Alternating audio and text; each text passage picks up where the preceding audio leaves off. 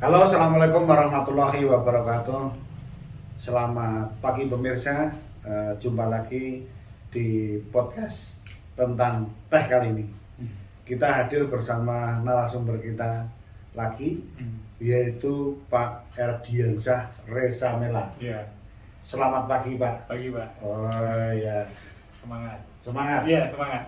Kali ini kita akan membahas permasalahan di tanaman teh, perkebunan teh, Iya. meskipun berkaitan dengan pertanian secara umum, Pak Erdi. Iya, iya. Yang akan saya tanyakan tentang dari dulu kan memang sudah ada dua dikotomi dalam menghasilkan produk-produk pertanian. Iya, iya, paham. Yang satu konvensional, yang satu organik. Ya, Ini dari kan dulu yang- itu, Pak, memang. Dari dulu. Iya. Jadi bagaimana menurut Pak Erdi kaitannya kita ya, itu tentang apa plus minusnya, untung ruginya kalau kita membangun kebun teh organik. Iya, kebun teh nih, Pak ya. Ya teh ada kita ya. Betul nih. Bagaimana itu? Silahkan monggo. Ya, jadi memang begini, Pak. Kalau di Indonesia itu kan permasalahan teh itu kan HPP tinggi. Kemudian harga jualnya ya antara 1 sampai $1,5 dan lain sebagainya begitu. Input faktor tinggi. Nah, sebenarnya ada hal lain dari segi di luar regulernya yang kita bisa mengejar harga yang tinggi, yaitu dengan sertifikasi produk itu spesial misalnya. Iya. Apalagi ditambah bersertifikasi organik misalnya. Memang sih tidak dalam bentuk bulky, cuman kalau dalam bentuk kecil-kecil, skala kecil itu kalau sudah dapat pasarnya, apalagi pertanian organik itu sangat tinggi, Pak, harganya, Pak. Memang kan di dalam orang-orang yang sudah memikirkan kesejahteraan, bukan perut lagi. Itu yang dipikir kesehatan. Ya, betul. Kesehatan salah satu yang dianggap bagus itu kan yang menghindari input kimia. Iya. Jadi kan yang organik. Jadi ya artinya yang sehat. Makanya bukan berapapun, harga tinggi pun tetap dikejar gitu. Betul, Ya. betul. Jadi memang apalagi ada tren pasca Covid itu masyarakat mulai ngeh terhadap produk-produk minuman kesehatan, Pak. Berbasis kesehatan gitu. Nah, salah satunya teh gitu. Apalagi produk pertanian organik. Jadi trennya itu pasca Covid itu mulai meningkat. Nah, ditambah lagi kalau di teh itu ada isu-isu macam, Pak. Iya. MRL glifosat lah, terus kemudian macam-macam lah, ya kan, ditambah terakhir PA dan lain sebagainya. Itu membuat kayaknya kalau ke pertanian organik itu ada peluang begitu, Pak. Berarti kalau organik itu, kalau pangsa pasarnya yang beli udah jelas, harganya pasti lebih tinggi kan? Iya. Nah, Bisa 3 kali lipat dari Oh. harga regulernya. itu 3 kali lipat, Iya, makanya itu bisa konvensional. untung gitu kan. Kalau sudah tahu pasarnya yang sudah jelas beli kan gitu. Iya, betul. Ya kan, tentu itu harus kita lebih sosialisasikan lagi. Iya. Itu jadi untungnya jelas. Iya. Tapi Mas, ya Ada tapinya ini. ya, dari dulu itu kalau kita selalu dikotomi, kalau yang organik Iya. inputnya kimia tidak ada atau rendah, Iya. produktivitasnya pasti rendah. Nah, itu apapun di seluruh komoditas Semua. gitu. Semua. Iya. Nah, itu kasusnya Mas, pernah terjadi. Ini kasus di teh juga di Sri Lanka. Gimana itu, Pak? Di Sri Lanka ini kan kemarin kan sudah chaos. Oh iya, Wah, politiknya. Ya, Nah. itu karena salah satu kan membangun yang tidak betul, penggunaannya tidak betul. Kemudian ada cerita pertaniannya di situ, cerita teh. Jadi tehnya itu tidak boleh dipupuk kimia. Oh Iya, makanya artinya organik kan. Iya, Nah, organik. tetapi kan jelas drop. Produktivitas, iya, Drop. betul. Jadi ya pendapatannya kurang lah gitu. Iya. Jadi kita mau bahas produktivitas. Jadi Iya. kalau organik itu biasanya ya lebih rendah. Betul, Nah, betul. kan gitu.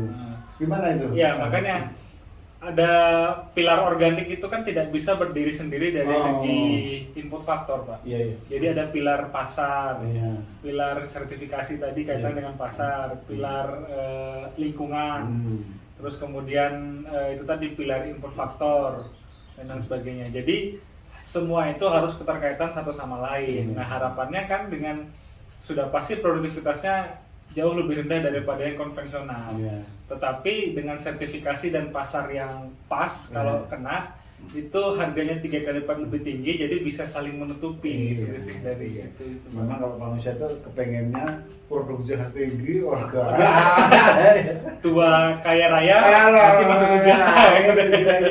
Apa mau enaknya saja. Iya, iya. Gitu. Terus ngomong-ngomong itu tadi, sekarang kita proses untuk menjadi kebun teh organik itu prosesnya gimana? Jadi memang kalau apa namanya ada masa transisi, masa transisi kemudian ada masa konversi. Masa transisi itu biasanya 3 tahun itu, Pak. Biasanya. Tapi bisa lebih cepat. Ya? Bisa lebih cepat dengan kalau ada program reproaktif. Reproaktif itu artinya begini, kita sudah bisa memastikan sejarah di perkebunan kita itu tidak ada kontaminasi yang signifikan.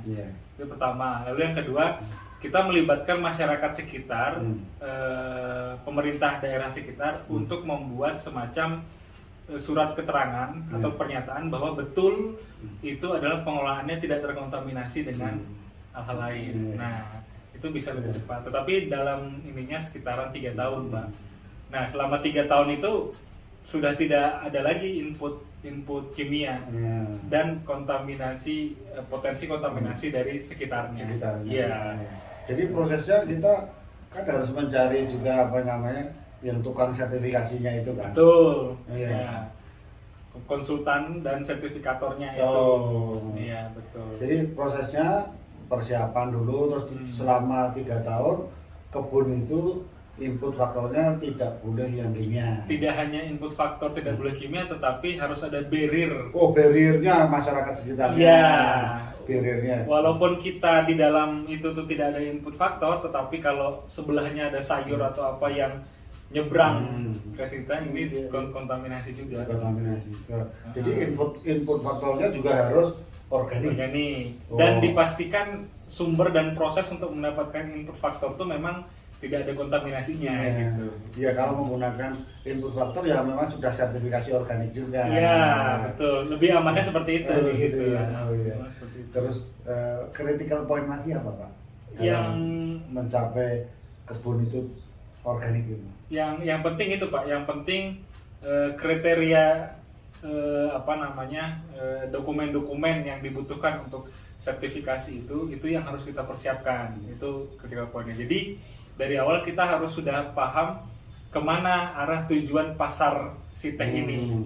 Itu menyesuaikan dengan lembaga sertifikasinya, begitu. Nah, kita harus pahami di kriteria lembaga sertifikasi itu apa-apa. Nah, itu persiapannya, begitu. Itu yang lebih penting, Pak. Iya. Itu. Nampaknya sudah jelas ini ya. Iya. Diskusi kita mengenai kebun teh organik plus minusnya. Jadi memang ya itu tadi kalau pas memang sudah ada pasalnya itu mendapatkan harga yang lebih bagus dan itu karena memang ya produk lebih green lah, lebih sehat, sehat dan menyehatkan. Iya. Ya itu tadi sesuai dengan pangsa pasarnya masing-masing. Betul Pak. Oke Pak Herdi, terima kasih Pak. Sharingnya di pagi hari ini. Oh iya, saya nitip satu boleh Pak? Boleh. Itu kampanye meningkatkan minum teh Pak. Iya. Jadi kan salah satu yang membuat teh kita kurang diminati itu karena konsumsi internal atau domestik kita kan rendah Pak. Iya. Jadi kalau kita sama-sama meningkatkan konsumsi terhadap teh itu akan membantu juga Pak bagi petani teh, serapan produknya. Ya, kita lumayan Mas. Ini saya tunjukkan lagi. Itu udah lebih dari lebih dari cukup Pak. Ini pemirsa, saya minum teh terus tiap hari. Apa loh?